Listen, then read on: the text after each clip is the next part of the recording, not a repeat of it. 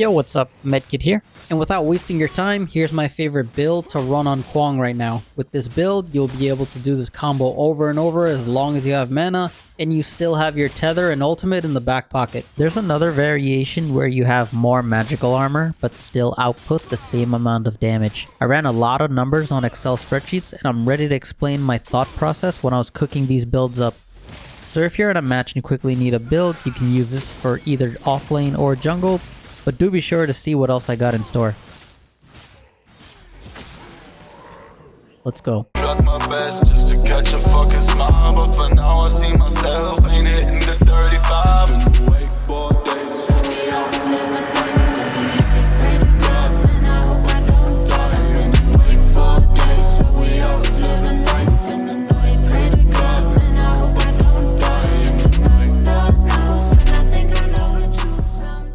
Kwang is our first and pure AP bruiser, so you'll want to focus on magical power, health, and haste. Unironically, the one crest in the game that gives you all three is Tempest, and I swear, I didn't choose it because it's lightning themed. Tempest on this build acts as a mini ultimate and is capable of doing over 1,000 magical damage at full power. That's right, over 1,000. And that active is simply a bonus. We haven't even gotten to the good stuff yet. As you saw, the first item I went with is Oathkeeper. Oathkeeper not only gives us a massive amount of haste, which is tied for the second highest in the entire game, you get Celestial Spellblade. This passive augments your basic attacks after every ability. The procs work in the jungle, against Fangtooth, and Prime, and even towers. In that clip I showed you earlier, I was proccing Oathkeeper every single time, making full use of its power. The cooldown is 1.5 seconds, and here's where things get spicy. Have you noticed my basic attack cooldown is roughly half a second each? And there's a reason why I'm doing 3 auto attacks in between abilities. The 3 auto attacks waiting for the next Oathkeeper proc allows me to take advantage of this next underrated item. This item is called Magnify. One of the least used items in the game because none of the mages could make full use of it.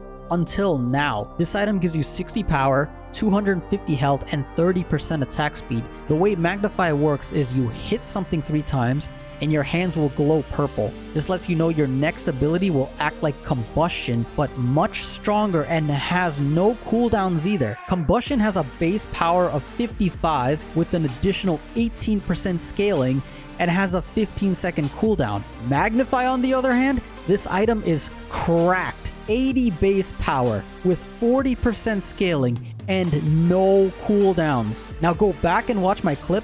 I am proccing Magnify literally every 2 seconds, every time I cast an ability. This won't work on lane minions and doesn't work on towers either, but it works on heroes, Fang, Orb, and jungle camps.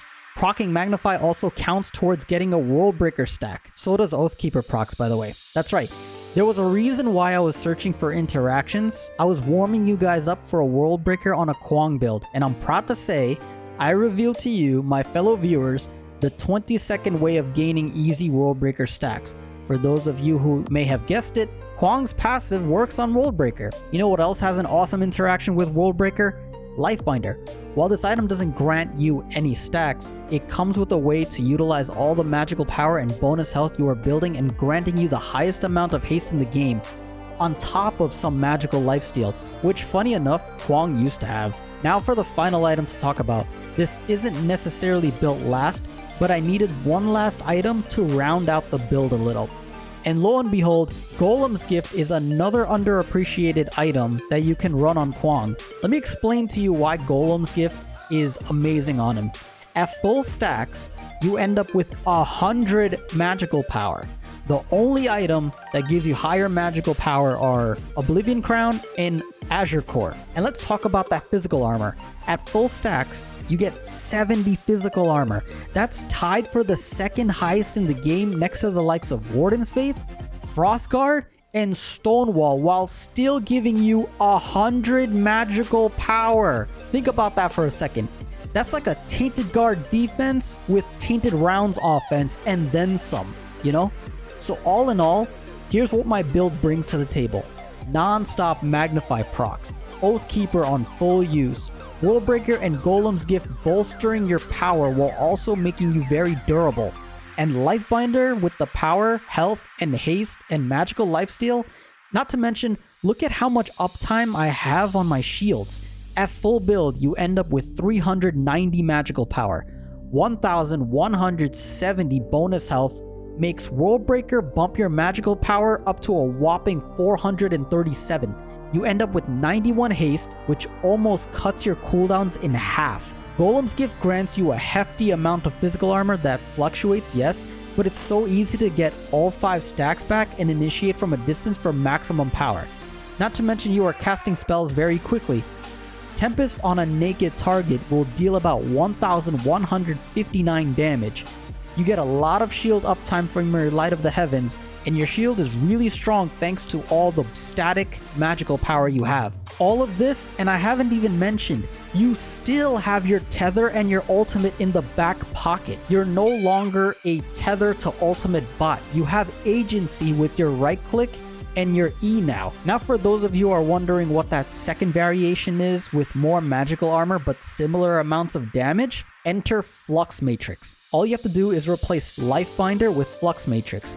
This is great if you're against a team with 3 AP users or when you need a bit more magical armor. The only other items that give you more magical armor in the game than this are Vanguardian and Crystalline Cuirass. Not to mention, with Flux Matrix, you'll be able to stun your enemies for 1 whole second instead of 0.75 seconds. You'll also extend your allies' crowd control times, and everyone around you will also deal extra magical damage. So after a lot of testing and number crunching, this is what I build on Kwang regardless whether I'm in offlane or jungle. The order was the trickiest part for me to figure out, but generally speaking, if you see 4 physical attackers on the enemy team, get Golem's gift sooner. Likewise, if they have a ton of magical power, get Flux Matrix sooner.